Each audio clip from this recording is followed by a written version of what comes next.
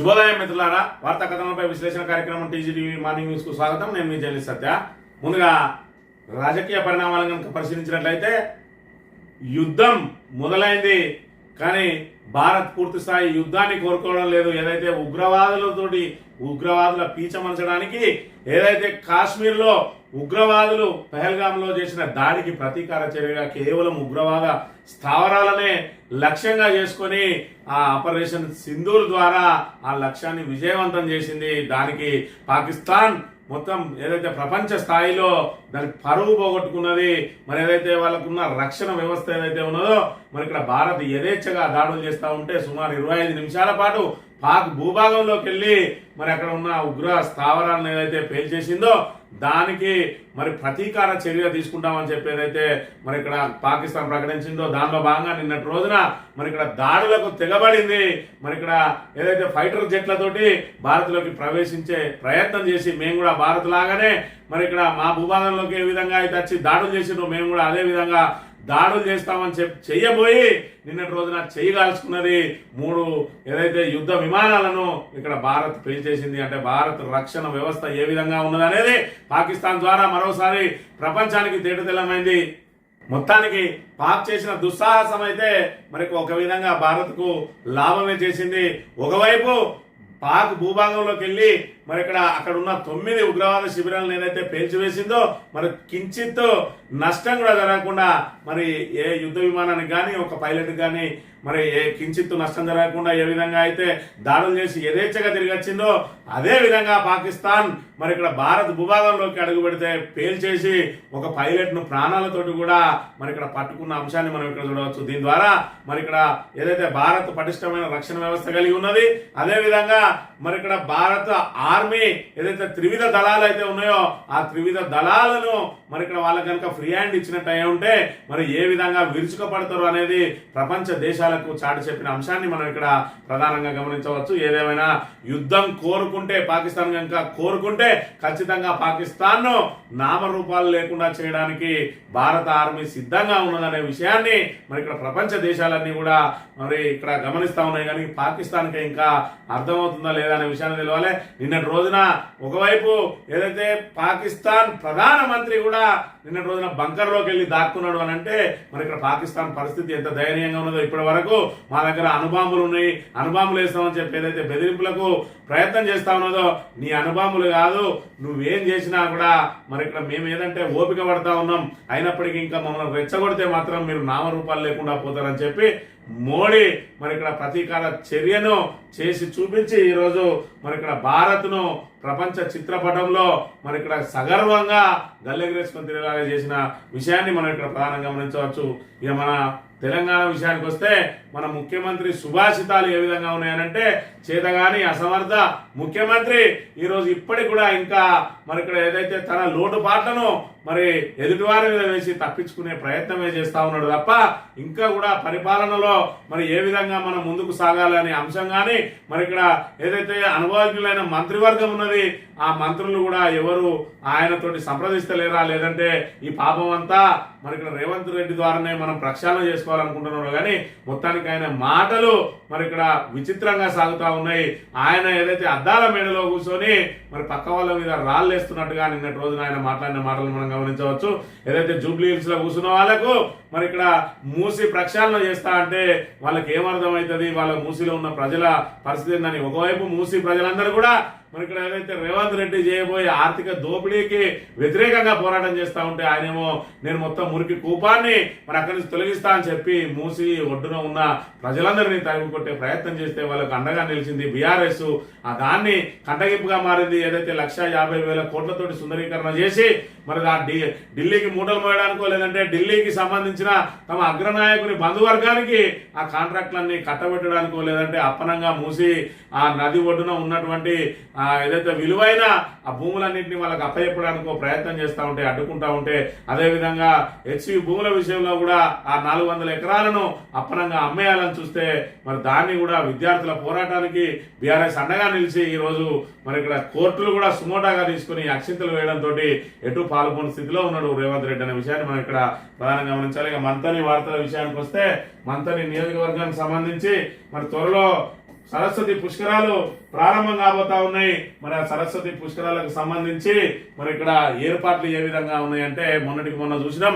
ఏదైతే ఆ నిధులు కేటాయించలేని దుస్థితిలో ఉన్నది ప్రభుత్వం, దాంతో పాటు ఏదైతే కనీసం పారిశుద్ధ్య కార్మికులను ఎంగేజ్ చేసుకోవడానికి కూడా వాళ్ళ దగ్గర నిధులు చెల్లించక ఉపాధి హామీ కూలీలతోటి సఫాయి పనులు చేయించడానికి మంత్రి శ్రీధర్ బాబు గారు ఏ విధంగా ఆదేశించారో మనం మన సోషల్ మీడియా ద్వారా చూసినాం.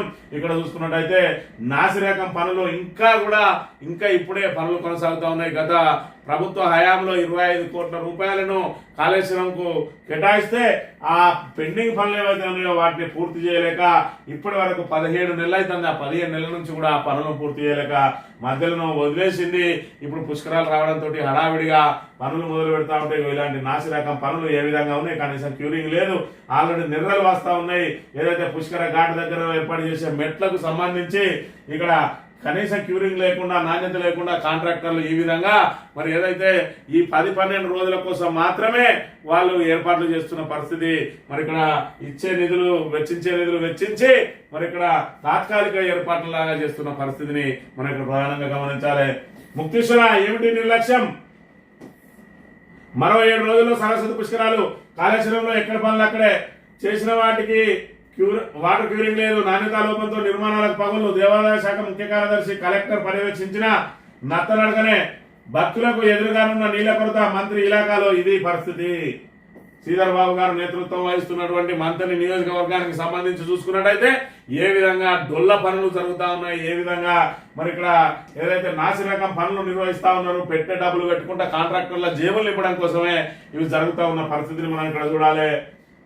కాళేశ్వరం ముక్తేశ్వర ఆలయం వద్ద త్రివేణి సంగమంలో ఈ నెల 15 నుంచి 12 రోజుల పాటు జరిగే సరస్వతి పుష్కరాలకు అభివృద్ధి పనులు హడావిడిగా కొనసాగుతున్నాయి. ఆలయానికి పాలక మండలి లేకపోవడం, ఇన్ఛార్జి ఈవోను ఆలస్యంగా నియమించడం, అభివృద్ధి పనులకు నిధులు ఆలస్యంగా మంజూరు చేయడంతో పుష్కరాల ప్రారంభమయ్యేలోగా పూర్తయ్యే అవకాశాలు కనిపించడం లేదు. ఆలస్యంగా చేపట్టిన పనులు త్వరగా పూర్తి చేయాలని అధికారులు ఆదేశించడంతో నాణ్యతను గాలికి వదిలేశారనే ఆరోపణలు వ్యక్తమవుతున్నాయి. చేసిన పనులకు క్యూరింగ్ లేకపోవడంతో నిర్మాణాలు పగులు వెళ్తున్నాయి. ప్రభుత్వం పుష్కర పనుల కోసం 25 కోట్లు మంజూరు చేసినా పనులు పూర్తి చేయడంలో అడగాడున్న నిర్లక్ష్యం కనిపిస్తున్నది. దేవాదాయ శాఖ ముఖ్య కార్యదర్శి స్వయంగా పర్యవేక్షిస్తూ ఆదేశాలు ఇస్తున్న పనులు ముందుకు సాగడం లేదు. బీఆర్ఎస్ ప్రభుత్వం ఆలయ అభివృద్ధికి 25 కోట్లు మంజూరు చేసి అభివృద్ధి పనులు చేయగా కాంగ్రెస్ ప్రభుత్వం పలు పనులను రద్దు చేసింది.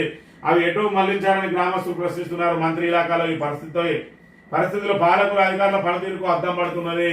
ఇక్కడ చూసుకున్నట్టయితే 100 పడకలతోటి ఇక్కడ వసతి గృహాన్ని ఏర్పాటు చేసింది గత ప్రభుత్వం.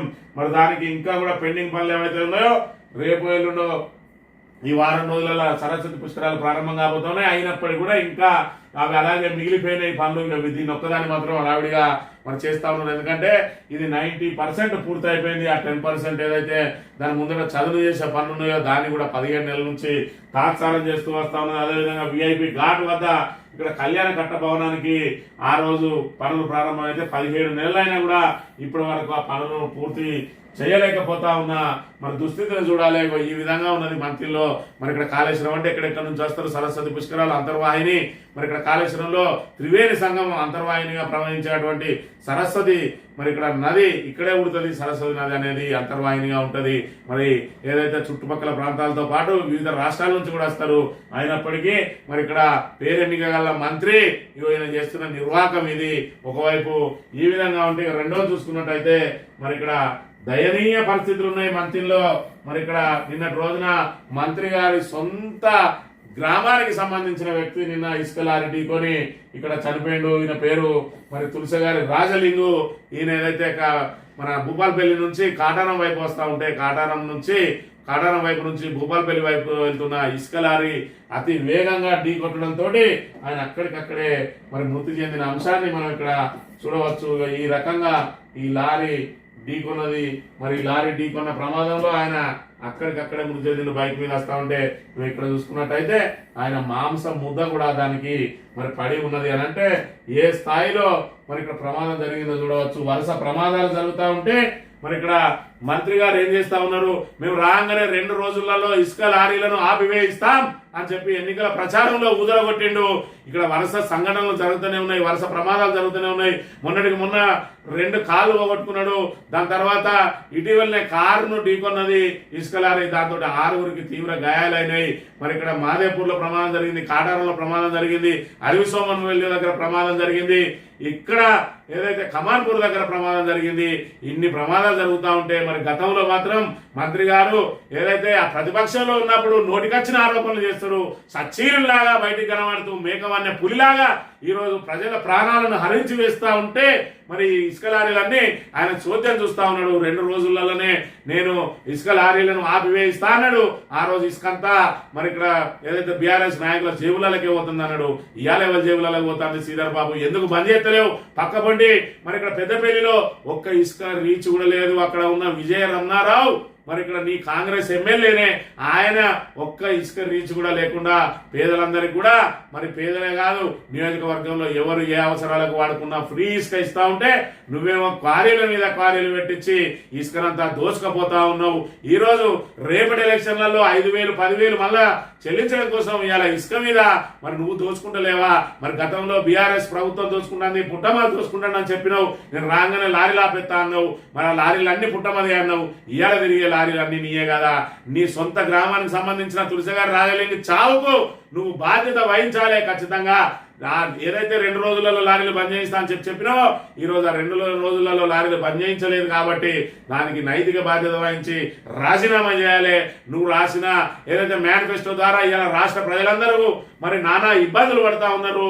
ఏదైతే నీ తప్పుల తడకలాంటి మరి అమలు గాని అలవి గాని హామీలను ఇచ్చి ఈ రోజు మరి ఇక్కడ రాష్ట్ర ప్రజలందరినీ తప్పుదో పట్టించినావు. ఇక్కడ నియోజకవర్గానికి వచ్చేటప్పటికి ఖచ్చితంగా 2 రోజులలో బంద్ చేయిస్తా అని చెప్పి ఈరోజు పూర్తి స్థాయిలో నీ నియోజకవర్గ ప్రజలందరినీ మోసం చేసినావు. ఆఖరికి నీ సొంత గ్రామానికి సంబంధించిన వ్యక్తి మృతి చెందిన ఇంకా నీకు దానికి సంబంధించి మరి ఇక్కడ బయటికి రాలేవా అనే విషయాన్ని మరి ఇక్కడ ఏదైతే ఇప్పటికైనా నీ గుర్తస్తందాస్త లేదా నువ్వు ఇచ్చిన హామీని అనే విషయాన్ని ఒకసారి గుర్తు తెచ్చుకోవాలని చెప్పి కోరుతా ఉన్నాం. ఇక మన ముఖ్యమంత్రి సుభాషితాలు కూడా విన్న తర్వాత వార్తా కథనాల్లోకి వెళ్దాం. ముఖ్యమంత్రి గారు నిన్నటి రోజున మరి ఏదైతే మూసి ప్రక్షాళనకు సంబంధించి మరి మీరందరూ జూబ్లీ హిల్స్లలో ఏదైతే ప్యాలెస్లలో ఉంటా ఉన్నారు, మీకు ఏం తెలుస్తుంది అని చెప్పి చెప్తా ఉన్నారు. పాపం ఈయనేమో ఏదైతే పాత బస్తీలో ఉంటానన్నట్టునే పాత బస్తీలలో ఉండి మురికి కూపాలలో ఉండి వచ్చిన ఈయన రాజభవనం కట్టుకుని జూబ్లీ హిల్స్ చుట్టూ ముళ్ళకంచెలు వేసుకొని మరి ఇక్కడ రాజభోగం అనుభవిస్తూ మరి ఏదో పేదల ఇళ్లకి వెళ్ళి వచ్చినట్టు ఈయన నివాసం ఉంటున్నదే మురికివాడలలో అన్నట్టుగా ఆయన మాట్లాడుతున్న మాటలను కనుక మనం ఒకసారి గమనించినట్టయితే మీరేమో జూబ్లీస్ బంజారాయిల్స్ జన్వాడల లేకపోతే ఎర్రవల్లి ఫామ్ హౌస్లలో విశాలమైన భవంతులలో మీరేమో బతుకుతారు, వాళ్ళు మాత్రం మూసీలనే ఆ మురికిలోనే మునిగి చావాలని అని మీరు వాళ్ళు మరి మధ్యలో నువ్వేంటిది అనే విషయాన్ని ఇప్పుడు తెలంగాణ ప్రజలకు చెప్పాలి.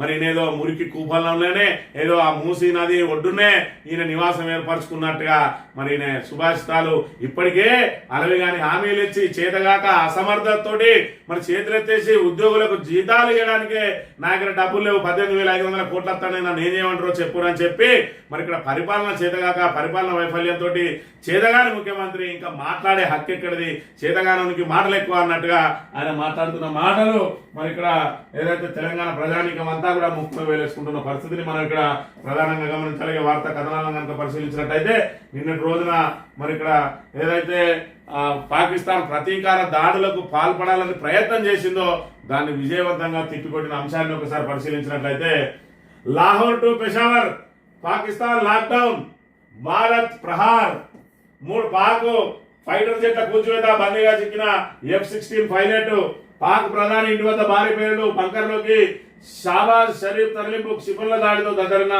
పాక్ నగరాలు వివిధ దళాల 37 దాడి నేవీ ఉగ్రరూపం 26 యుద్ధ నౌకల మహరింపు అని చెప్పి పాకిస్తాన్ దుస్సాహసం 15 నగరాలపై టార్గెట్ 2 విడతలుగా డ్రోన్లు క్షిపణులతో దాడికి యత్నం మిసైళ్లను గాల్లోనే పేల్చి పారేసిన ఇండియన్ ఐరన్ డోమ్ లాహోర్ గగనతల రక్షణ వ్యవస్థ కకావికలం చిమ్మ చిక్కట్లోను పాక్ డ్రోన్లను ఏరి వెంటాడిన భారత సైన్యం అర్ధరాత్రి చుక్కలు చూపించిన భారత ఆర్మీ భారత్ కు రక్షణగా సుదర్శన చక్రం పాక్ యుద్ధ విమానాలు మిసైళ్లు ధ్వంసం అని చెప్పి ఏదైతే వాళ్ళు ప్రతీకారేచ్ఛతోటి రగిలిపోతా ఉన్నారో, మరి భారత్ ఏ విధంగానైతే తమ భూభాగం మీదకి వచ్చి తమ ఏదైతే ఉగ్రవాద శిబిరాలను కూల్చేసిందో, తాము కూడా ప్రధాన నగరాలను టార్గెట్ గా చేసుకొని మరి ఇక్కడ ఏదైతే యుద్ధ విమానాలతో అటాక్ చేయాలని చెప్పి ప్రయత్నం చేసిందో, మరి ఇక్కడ మనకు భారత రక్షణగా సుదర్శన చక్రం ఉన్నది. దాంతో మరి పూర్తి స్థాయిలో వాళ్ళ యుద్ధ విమానాలను అదేవిధంగా డ్రోన్లను ఎక్కడికక్కడ పేల్చి పడేసింది.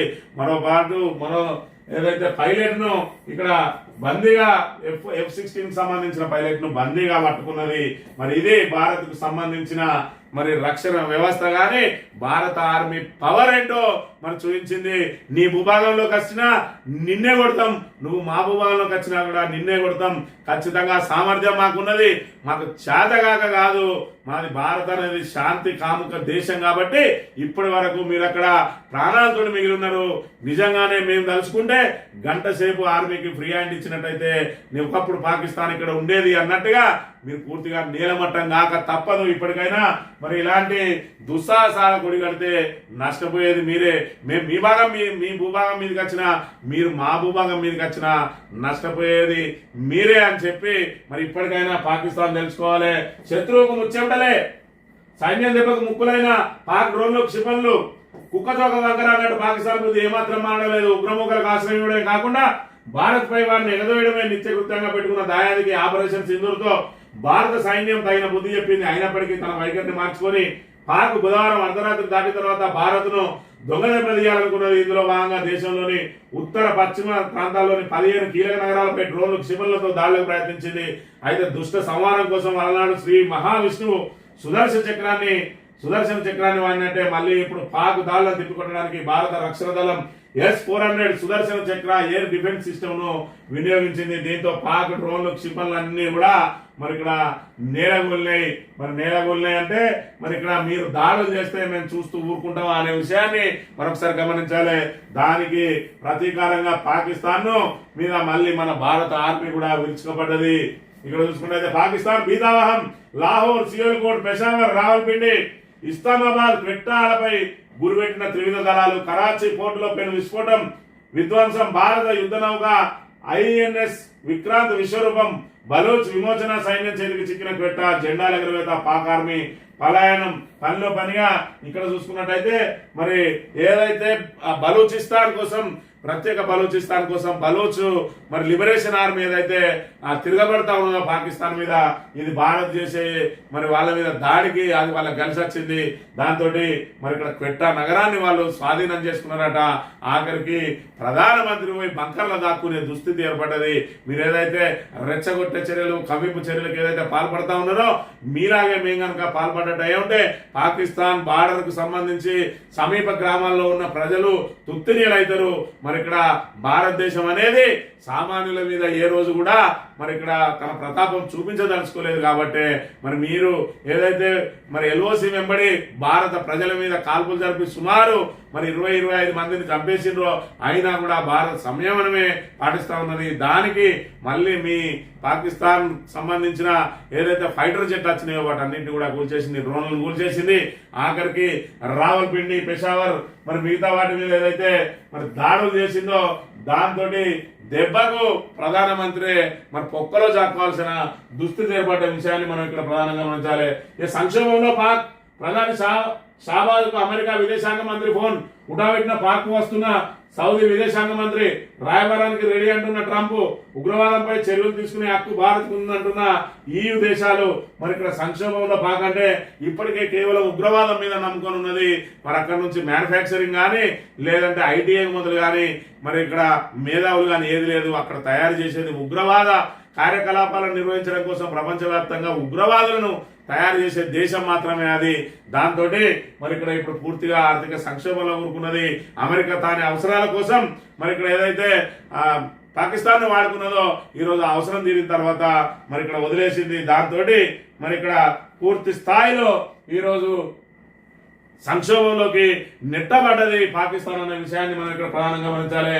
ఇక్కడ చూసుకున్నట్లయితే నేను రోజున పాకిస్తాన్ సంబంధించిన ఒక MP మరి ఇక్కడ దేవుడా మమ్మల్ని భారత్ నుంచి రక్షించు అని చెప్పి పార్లమెంటు సాక్షిగా మరి ఇక్కడ దేవుడా పాకం నువ్వే కాపాడాలి, మేము అనేక పాపాలు చేశాం, పాక్ పార్లమెంట్ లో ఎంపీ రోదన అని చెప్పి మరి ఏదైతే పాకిస్తాన్ కు సంబంధించిన ప్రభుత్వం తీసుకునే అస్తవ్యస్త నిర్ణయాలతోటి ఈ రోజు పాకిస్తాన్ ఏ విధంగా ఉన్నది భారత్ చేతిలో మనందరం తుత్తినియలు కాబోతా ఉన్నాం. మీరు చేసే మరి ఏదైతే ప్రజా వ్యతిరేక విధానాలతోటి అదే విధంగా మరి ఇక్కడ అనేక పాపాలు చేసిన మన ఉగ్రవాదులను తయారు చేయడమే తప్పు, ఈ ఉగ్రవాదాన్ని వదులుకోవాలన్నట్టుగా నిన్నటి రోజున ఆయన మాట్లాడిన మాటలను మనం ఇక్కడ ప్రధానంగా గమనించాలి. ఆపరేషన్ సింధూర్ లో మసూద్ అజర్ సోదరుడు రవూఫ్ హతం జమ్మూ పఠాన్కోట్ ఉదంపూర్ ఏఐపీఎస్లపై పాక్ గురి సమర్థంగా తిప్పిపెట్టిన భారత సైన్యం గంటన్నర వ్యవధిలోనే పిచ్చేముట్. లాహోర్ సియాల్కోట్ లో భారత్ ప్రతీకార దాడులు. భారత దాడిలో లాహోర్ ఉక్కిరిబిక్కిరి, దాంతోపాటు 12 పాక్ నగరాల్లో గగనతల రక్షణ వ్యవస్థ వినాశనం. నిలువలేకపోయిన చైనాకు చెందిన HQ-916 డిఫెన్స్ సిస్టమ్, పాక్ కు చెందిన F-16 2 JF-17 ఫైటర్ జెట్ల కూల్చివేత. రావల్పిండి స్టేడియం పైన డ్రోన్ దాడి, సరిహద్దుల్లో భీకర కాల్పులు, పలు పాక్ సైనిక పోస్టులు పేల్చివేత. అర్ధరాత్రి ప్రధాని మోడీ కీలక భేటీ అని చెప్పి మరి ఇక్కడ పూర్తి స్థాయిలో మరి పాకిస్తాన్ మీరు కాలు కలిపితే మీ కాళ్ళు నరికేస్తామన్నట్టు మరి ఇక్కడ భారత ఆర్మీ మరి ఖచ్చితంగా వార్నింగ్ ఇచ్చింది. మరి ఇక్కడ భారత ఆర్మీ పవర్ ఏందనేది ఆపరేషన్ సింధూర్ ద్వారా చూపించింది. అయినప్పటికీ కూడా ఇంకా పాక్ బుద్ధి రాకపోతే మరి నిన్నటి రోజున రక్షణ మంత్రి ప్రకటించిండు ఆపరేషన్ సింధూర్ ఇంతటితోటి ముగిసిపోలేదు, ఇంకా 2వ అధ్యాయం కూడా ఉంటుంది అన్నాడు. ఒకవేళ 2వ అధ్యాయం కనుక పాకిస్తాన్ కోరుకున్నట్టయితే ఖచ్చితంగా పాకిస్తాన్ తన నాశనాన్ని తానే కోరుకున్నట్టుగా ఉంటది. ఇక్కడ చూసుకున్నట్టయితే రిటైర్డ్ అయిన ఆర్మీ వాళ్ళు కూడా నా రక్తం మరుగుతున్నదని చెప్పి నిన్నటి రోజున మరి అక్కడ రిటైర్డ్ ఆర్మీ వ్యక్తి చెప్తున్న పరిస్థితి, నా రక్తం మరుగుతున్నది. త్రివిధ దళాలు ఒకేసారి దాడి చేస్తేనే మనకు నష్టం తక్కువ. పహల్గాం చర్యకు పాక్ మూల్యం చెల్లించక తప్పదు. తెలుగు వాళ్ళు సైన్యంలో చేరేందుకు ముందుండాలి. నమస్తే తెలంగాణతో 1965 వార్ కెప్టెన్ పాండు రంగారెడ్డి 1965లో కెప్టెన్ చేసిన పాండు రంగారెడ్డి రక్తం సలసల మరుగుతా ఉన్నదని అంటే ఈ రోజు యువ రక్తంతో నిండి ఉన్నది భారత ఆర్మీ. భారత్ కోసం ప్రాణాలను లెక్క చేయకుండా పోరాడడానికి సిద్ధంగా ఉన్నటువంటి ఈ ఆర్మీ రక్షణ వ్యవస్థ పాకిస్తాన్, ఈ వ్యవస్థ ముందు పాకిస్తాన్ నిలవగలదా అనే విషయాన్ని మనం ఇక్కడ ప్రధానంగా గమనించుకోవాలి. 8 మంది నక్సల్స్ ఎన్కౌంటర్. ఛత్తీస్గఢ్ లో ఎదురుకాల్పుల మృతుల్లో మావోయిస్ట్ కేంద్ర కమిటీ సభ్యుడు చంద్రన్న, 3 గ్రేహౌండ్స్ జవాన్లు మృతి. కర్రగుట్ట కూమింగ్ లో పేర్ల మందుపత్ర అని చెప్పి ఒకవైపు మనం బార్డర్ మీద శత్రు దేశాలతో పోరాటం చేస్తా ఉంటే ఇక్కడ ఉన్న నక్సల్స్ కు సంబంధించి ఏరువేత కార్యక్రమాన్ని ఇక్కడ అంతర్గతంగా జరుగుతూ ఉన్నది. ఏదేమైనా కూడా మరి వాళ్ళు చర్చలకు రావాలని చెప్పి ఏదైతే కోరుతా ఉన్నారో మరి ఇక్కడ ప్రభుత్వం చర్చలకు నిరాకరిస్తున్నదో వాళ్ళు కూడా మరి దేశజాలకు పోకుండా ప్రాణాలు కోల్పోయడమే మరి ఇక్కడ ప్రధానంగా కాకుండా ఇటువైపు కానీ అటువైపు కానీ ప్రాణ నష్టం జరగకుండా ముందుగా వాళ్ళందరూ జనజీవన స్రవంతిలో కలిసి మరి ఖచ్చితంగా ప్రజాస్వామ్యయుతంగా పోరాటం చేయాలి. తుపాకీతోటి మరి ఇంకా రాజ్యాధికారాన్ని సాధించడం అనేది ఈ రోజులలో మరి ఆ కలువని పని అనే విషయాన్ని మనం ఇక్కడ ప్రధానంగా గమనించాలి. ఏదైతే ఒక ప్రభుత్వంతో పెట్టుకుంటే పని కాదు. ఏదైతే ఆ రోజు నక్సలిజం పుట్టినరోజు భూస్వామ్య వ్యవస్థకు మరి ఇక్కడ వ్యతిరేకంగా పోరాడింది. ఇప్పుడు ఆ పోరాటానికి సంబంధించి ఏది లేదు, ఓటు హక్కుకు సంబంధించి ఇలా ప్రతి ఒక్కరికి కూడా అవగాహన లభించింది కాబట్టి ఈ రోజు ఓటు ద్వారానే మరి ఇక్కడ మన హక్కులు నెరవేర్చబడతాయి. కాబట్టి ఇప్పటికైనా నక్సలైట్లు ఆ దిశగా ప్రయత్నం చేయాలి. ఎక్కడికక్కడ మరి భారతదేశ వ్యాప్తంగా కూడా ఆర్మీకి ఇక్కడ సపోర్ట్ గా ర్యాలీలు తీస్తా ఉన్నారు. ఖచ్చితంగా ఆర్మీ ఏదైతే చేసిందో ఆ ఆపరేషన్ సింధూర్ విజయవంతమైన దాన్ని భారతదేశం అంతా కూడా సెలబ్రేషన్ చేసుకుంటున్న పరిస్థితిని కూడా మనం ఇక్కడ గమనించవచ్చు. యుద్ధం మొదలైంది. లాహోర్ నుంచి కరాచీ దాకా 37 దాడులు అంతకుముందు సరిహద్దుల్లో కవ్వించిన పాక్ అని చెప్పి పాక్ కోరుకుంటేనే యుద్ధం వస్తుంది. మరి యుద్ధానికి భారత్ ఎప్పుడు సిద్ధంగానే ఉన్నది కానీ తనంత తానుగా మరి ఏదైతే ఆ పిల్లబచ్చ పాకిస్తాన్ మీద యుద్ధం చేయడానికి మరి ఇక్కడ ఊయలూరడం లేదు. కానీ అదే వాళ్ళు మాత్రం యుద్ధం కోరుకుంటే ఖచ్చితంగా వాళ్ళ పీచ మనసడానికి మాత్రం మరి ఇక్కడ ముందున్నదనే విషయాన్ని అయితే మనం ఇక్కడ ప్రధానంగా గమనించాలి. ఆంధ్రజ్యోతి విషయానికి వస్తే పాక్ చావుదెబ్బ. కరాచీ ఉమ్రానా పోర్ట్లపై భారత్ భీకర దాడి రంగంలోకి. INS విక్రాంత్ పాక్ చేజారిన క్వెట్టా నగరం అట. బలూచ్ లిబరేషన్ ఆర్మీ చేతికి.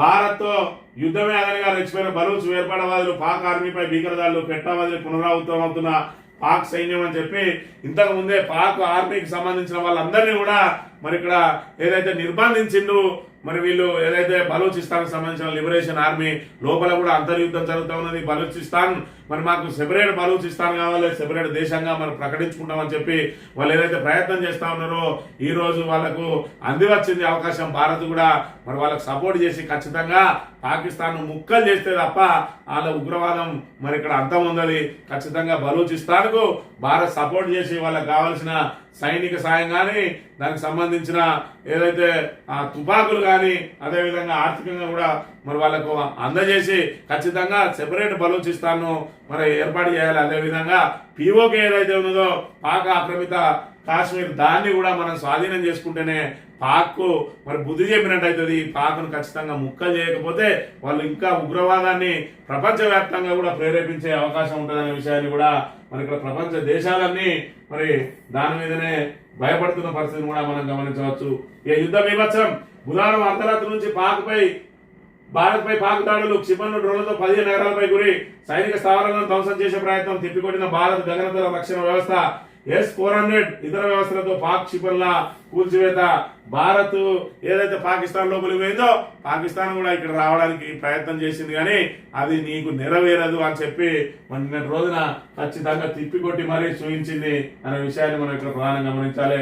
ఈనాడు విషయానికి వస్తే పేలుతున్న డ్రోన్లు, కూలుతున్న క్షిపణులు, పాక్ దుస్సాహసం, తిప్పికొట్టిన భారత్. ఖచ్చితంగా మరి ఇక్కడ మీ పాకిస్తాన్ కు సంబంధించిన ఆర్మీ ఏదైతే ఉన్నదో మీరంతా ఉగ్రవాదంతో మరి ఇక్కడ ఏదైతే ఆ రక్త పిపాసుల్లాగా మీరు ఏదైతే ప్రయత్నం చేస్తున్నారో మరి ఇక్కడ భారత జవాన్లు దేశభక్తితో చేస్తా ఉన్నారు, దేశాన్ని రక్షించడం కోసం చేస్తా ఉన్నారు. దానికి తోడు భారత్ లో అన్ని రకాలైన సాంకేతిక పరిజ్ఞానం ఉన్నది, అన్ని రకాలైన నిపుణులు ఉన్నారు, అన్ని రకాలైన మరి ఇక్కడ ఆర్థికంగా బలపడి ఉన్నది. మరి ఇక్కడ కేవలం తీవ్రవాదం మీద బతికే పాకిస్తాన్ ఇప్పటికైనా భారత్ తోటి అభివృద్ధిలో పోటీ పడాలి కానీ భారత్ను సర్వనాశనం చేయాలని చెప్పి ఏదైతే ప్రయత్నం చేస్తున్నదో అది పాకిస్తాన్ వినాశనానికి అనే విషయాన్ని కూడా మనం ఇక్కడ ప్రధానంగా గమనించాలి. ఇక పాక్ సరిహద్దుల రాష్ట్రాల్లో అయ్యాలట్టు పటిష్ట చర్యలు చేపట్టిన పంజాబ్, హర్యానా, రాజస్థాన్, గుజరాత్, పశ్చిమ బెంగాల్ పోలీసులు పాలనాధికారుల సెలవుల రద్దు అట. మరి ఇక్కడ ఖచ్చితంగా ఏదైతే పాకిస్తాన్ మరి సరిహద్దు రాష్ట్రాల మీద విరుచుకపడతా ఉన్నది చేతగాక మరి ఇక్కడ సామాన్య ప్రజల మీద విరుచుకపడతా ఉన్నాయి కాబట్టి అందరిని కూడా అప్రమత్తం చేస్తున్న పరిస్థితిని మనం ఇక్కడ చూడాలి. ఇక్కడ చూసుకుంటే భారత సైన్యం అదుపులో ఇక్కడ పాకిస్తాన్ పైలట్ దొరికింది. ఇక్కడ దొరికిన పాక్ పైలట్ మరి దీనికి సంబంధించి ఇప్పటికైనా పాకిస్తాన్ అనేది ఒకసారి ఆలోచన చేసుకోవాలి. భారత్ తోటి కయ్యానికి కాలు దూవితే మరి అనుభవం ఉన్నదని చెప్పి బెదిరించే ప్రయత్నం చేస్తే నీ అనుభవమే నీ దేశంలోనే పేలే అవకాశం కూడా ఉంటుంది. అంత పటిష్టమైన సాంకేతిక పరిజ్ఞానం కలిగిన భారత్ ముందు పాక్ నిలబడలేదు. మరి ఏదైతే భారత్ నుంచి విడిపోయిన దేశం కాబట్టి మరి ఇక్కడ ఏదైతే ఇండియాలో హిందూ ముస్లిం బాయ్ అన్నట్టుగా ఉన్నారో పాకిస్తాన్ ఇప్పటికైనా భారత్ తోటి మరి ఇక్కడ హిందూ ముస్లిం బాయ్ అన్నట్టుగా భారత్ సహకారంతో ఎదిగే ప్రయత్నం చేయాలి కానీ ఇంకా ఉగ్రవాదం మీదనే అది ప్రయత్నం చేస్తే రాబోయే రోజులలో పాకిస్తాన్ అనేది పూర్తిగా మరి నేలమట్టం కాక తప్పదు, తుడిచిపెట్టుకోక తప్పదు. దీనికోసం భారత్ లో ఉన్న ఈ ప్రతి పౌరుడు కూడా మరి ఇక్కడ తుపాకీ పట్టుకుని బార్డర్ మీదకి రావడానికి సిద్ధంగా ఉన్నారు అనే విషయాన్ని మరి ఇక్కడ భారత్ మరోసారి మరి ఏదైతే యువత అంతా కూడా పాకిస్తాన్ మీద జరిగే దాడిని మరి ఎంజాయ్ చేస్తా ఉన్నారో, దాన్ని సెలబ్రేట్ చేసుకుంటా ఉన్నారో దాన్ని బట్టి అర్థమవుతున్నది. ఇది ఈ రోజు మార్నింగ్ న్యూస్. తిరిగి రేపు వద్దాం. Thank you very much.